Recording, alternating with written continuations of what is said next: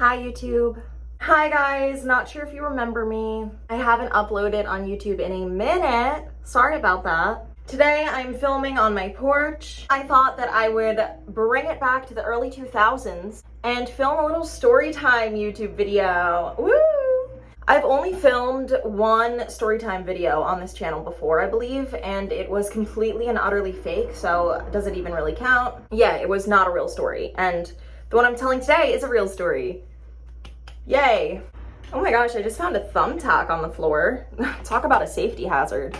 Okay, let me stop and actually get into the story. I'm gonna be telling a story about how I almost got fired from a job. You know, the place where people get fired from. Okay, so let me preface this whole story by saying that I was a theater major in college. Everyone who knows me already knows this, and anyone who didn't know that is probably the opposite of surprised. So I was really into acting growing up. I mean, I still am. I'm still into acting. I just don't really do it much anymore. I would love to get back into it, honestly. This story takes place when I was 16 or 17. Junior or senior in high school, I forget. One of my friends who did theater with me in high school was like, yo, I heard about this awesome job opportunity. They specifically want theater kids because it's an acting job, so to speak. I was like, a paid acting job? Sign me up. I'm ready for my career to take off. I'm ready to be discovered. What's the job? Lay it on me. She was like, my friend's parents have a haunted house and they need scare actors for the upcoming Halloween season. Scare actors are the people that scare you when you walk through a haunted house. She asked me if I wanted to audition to be a scare actor. I was like, absolutely. Are you kidding me? This sounds like a dream come true. I get to not only practice my craft, but I get to scare people and get paid for it. I went to this audition, and this haunted house was unique because they didn't really focus so much on jump scares. They focused more on the theatrical aspects of a haunted house, if that makes sense. They were very, very into having us develop our characters. So I did a monologue for the audition. There was not many people at the audition, so of course I got hired. And the people that ran this haunted house did different themes every year. The theme for the year that I was gonna be working there was the 7 deadly sins. It was in a house, and you walk through the front door and then you walk through all the different rooms. And the idea was that every room would be a representative of a different deadly sin. So I got cast in an almost narrator type of role. I was in the very first room, right when you walk through the entrance. My room was a stage with a closed curtain. I was behind it wearing creepy clown jester makeup, I guess. And whenever a group walked in, boom, I jump out of the curtain, everybody screams. That was the one jump scare I got to do. Then I had to launch into this monologue. Hi, welcome to blah, blah, blah, haunted house. But of course I did it all in a creepy voice. Let me give you a little rundown. It was something along the lines of hello everybody, welcome to the haunted house.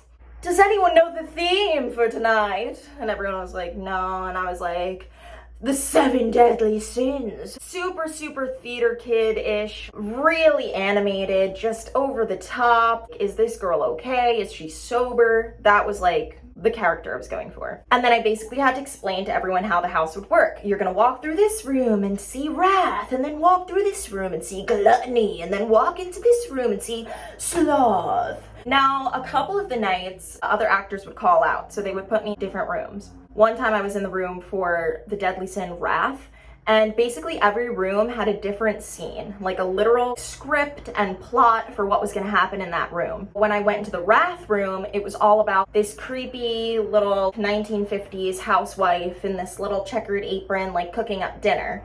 But then, uh-oh, she goes insane, and she's gonna start killing everyone and cooking them, and I had to throw the oven open. It lit up flames and lights and growling noises, and then I had to basically start screaming my head off, get out of my kitchen, get out of my kitchen, grabbing pots and pans, slamming it on the wall, slamming it on the floor, slamming it on my head, acting like I was gonna slam it on the people, you know, just creepy, violent, weird. I don't know, it wasn't really haunted house stuff. It was a weird scene out of a horror movie. Anyway, the wrath room was super cool. I loved doing that one. There was a lot of screaming involved, so every time I had to do that room, I would lose my voice for 3-4 days after, but it was worth it for that $8.50 minimum wage. Moral of the story is, I did that room a couple of times, and then they put me back in my original narrator room. And I was like, dude, the Wrath Room was so much cooler than this. There were so many more lines to say. There was like a whole plot, really. Now, when you work in a haunted house, tons and tons of people come through per night. And we had long, long lines every single night that I worked. There was a lot of groups per night. And the groups were only about like 3 to 5 minutes apart from each other, sometimes even less. So I would be doing this same monologue. Welcome to the haunted house. Have you ever heard of the 7 deadly sins? Welcome to the haunted house. Have you ever heard of the 7 deadly sins? And of course I would change like my body movements, facial expressions, inflection to keep it fresh. But I still had to do the exact same monologue like 50 times a night, which I understand was quite literally the job I was getting paid to do. But it was boring and it was kind of annoying, like saying the same thing again and again. Like, what am I, a creepy jester broken record? I was sick of it, honestly. I was getting sick of it. So I started slowly but surely switching up my monologue a little bit every night, just like throwing in a couple different lines to keep it fun and fresh, harmless. My 2 bosses, they would walk through every once in a while with a group of people, just like acting like they were a guest, just so that they could check out the actors and make sure that we were all like staying on script and like doing everything correctly. So of course, every time I spotted one of my bosses, I would make sure to stay on the script and do my monologue like the way I was supposed to. But when they weren't there, I would just throw in whatever lines I felt like throwing in. I'm sorry, but I'm a creative. I'm an improv artist. What I didn't know at the time was that my bosses would sometimes send random people that I had never seen before through the haunted house just to check if the actors were staying on script.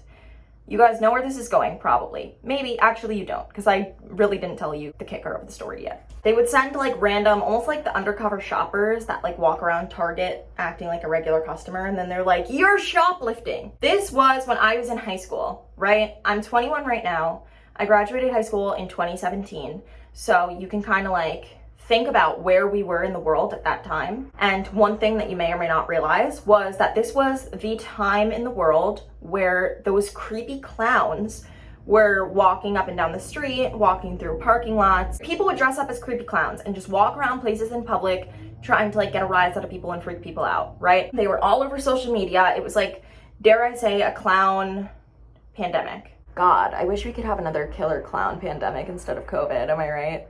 Also at this time, at the haunted house that I was working at, there was this creepy guy. I forget the name of him. I don't know why I said it like that. I forget his name. I forget the name of him. We'll just call him Bob.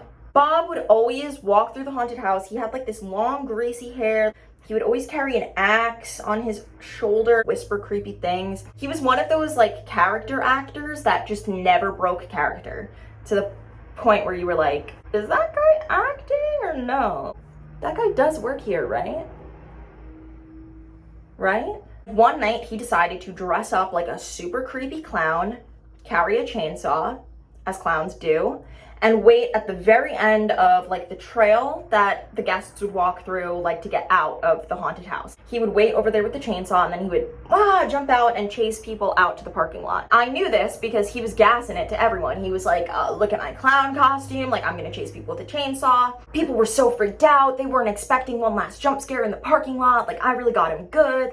That was super iconic. I don't know what exactly he was saying, but he was basically just gassing like that people were really scared of this chainsaw clown thing. Keep in mind, outside of the world of haunted houses, there were actual people in day-to-day life in public places that were dressing up like creepy clowns and chasing people around and walking around with weapons and things of that nature. Everyone was tweeting about it. Everyone was posting about it. My mom was on Facebook like, please make sure that you keep an eye on your kids at night. These clowns are really something else. I thought to myself one night, it's about time for me to freshen up this repetitive monologue. I know that Bob is at the end of the trail dressed up as a clown, and I know that that holds some kind of relevance to what's going on in the world right now. A group of people came into the haunted house. I launched into my whole, hello, welcome to the haunted house, ha ha ha ha, whatever. Then I added, has anybody here ever heard of the killer clowns that have been walking around the streets? Something like that. And of course, because these clowns were like front page news, everyone knew about it. Everyone knew about these clowns. They would say yes. And then I'd be like, oh, really scary stuff, whatever. And then I would break out of the character and just go into my normal self and be like, But in light of recent events that are going on in the world right now, I want to let all of you know that we do not have any clowns included in our haunted house tonight. So if you see any clowns here in the house or out there on the trail, just know that they are not actors and start running as fast as you can. I would make sure to break character as if I was actually giving these people a warning that the clown, Bob, at the end of the trail was not an actor. This was stupid, I know. Like, I get looking back that it was stupid. Somebody could have beaten him up or something. But you have to keep in mind, most people would just like scream and run before that they would start like clocking someone in the face. And also, this guy Bob was a renowned scare actor. He had been working in haunted houses for years, and he constantly told us stories about how he almost got stabbed, he got punched in the face, he got punched in the stomach, like by scared people. And he would always be like, oh yeah, I don't even feel it anymore. Like, I've got punched in the face so many times, blah, blah, blah. So I was like, you know what? Even if somebody tries to beat up Bob, he can hold his own. He was like 6 foot something, large guy with a chainsaw in his hand, you know what I mean? I didn't think that he would really be in harm's way from me saying this, and these people were paying $50 each to get scared, so I was trying to scare them. God forbid. I mean, I'm a scare actor. Can I do some scaring? People were freaked. Bob came into my room after this and was like, yo, what have you been telling people? I told him the monologue that I had been doing. He thought it was comedy gold, amazing, 10 out of 10. Keep doing it. That is so funny. You are so smart for that. And I was like, thank you. One night, one of the undercover people that my bosses sent through the house to check on the actors was in a group. And I did my little clown speech. The whole group walks into the next room. This one guy stays. I'm like, he's like, we need to talk. And I'm like, about what? Ha ha ha. And he's like, no, break the character, I work here. And I was like, sorry. He was like, listen, I have a copy of the script, like of what you're supposed to be saying. You're not saying it at all. Also, Bob is at the end of the trail dressed as a clown.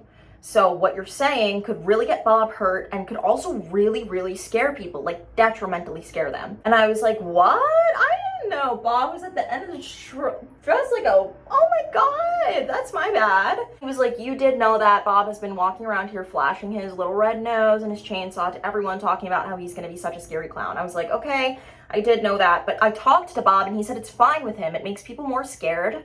That's what we want. You know, Bob is extremely passionate about scaring people. Like, give me a break. He was like, no, like this really could be a safety hazard and you shouldn't be doing that. I'm gonna call in my manager. Let's say her name was Jen. She came into the room and she was like, Corinne, this actor is gonna cover your lines for a minute. Can you come to my office? Like, shoot, I'm about to lose this sweet, sweet $100 paycheck per week. What am I gonna do without that sort of income? She brings me into her office and basically does the same spiel that the undercover guy did and was like, you can't be saying that, like, blah, blah, blah. We have means to fire you. And then she was like, however, when you stay on script, you get super into the character, you do it exactly how we wanted it to be done. And basically, I think you're a really good actor, so I don't want to just fire you because you are being stupid. So just consider this a warning. Like, no more talk about clowns. You need to stick to the script or you will no longer have a job. Not this son. You know what, we're just gonna hold it for a minute because the story's almost over anyway. I got let off with a warning, but I did almost get fired. And it was because I made the stupid decision to lie to people about the guy in a clown suit not being part of the haunted house. I understand why I got in trouble. I do, I understand. However, all I'll say in defense of myself, why don't you go ahead and try saying the same exact monologue, word for word, 50 times per night, 3 to 4 nights a week. Tell me that you don't get sick of it after a while. Tell me that you don't want to just change up a couple sentences here and there, or even just invent a whole new plot line about clowns because you're so gosh darn bored. I mean, it could have happened to anyone. If you guys could do me a huge favor and leave a like on this video, it would be super appreciated. If you are not yet subscribed to my channel, please go ahead and subscribe. Have you ever heard of the 7 deadly sins? Ha ha ha ha.